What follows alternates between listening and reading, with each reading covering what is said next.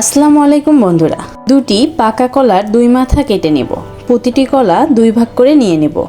বাটিতে একটি ডিম নিয়ে তা ভালোভাবে ফেটিয়ে নেব।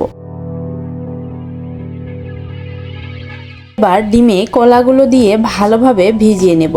কলাগুলো উল্টিয়ে পাল্টিয়ে ডিমে ভিজিয়ে নিয়ে কলার গায়ে ব্রেড ক্রাম্বস লাগিয়ে দেব। ব্রেড ক্রাম্বস কিভাবে বানাবেন তা আমি ভিডিও শেষে দেখিয়ে দেব।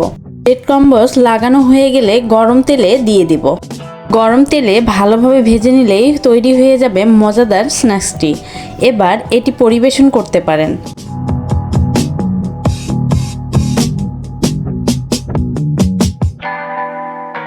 আসুন এবার ব্রেড ক্রাম্বস কিভাবে বানায় দেখে আসি। কাটা ব্রেডের সাইডের অংশগুলো কেটে নিব।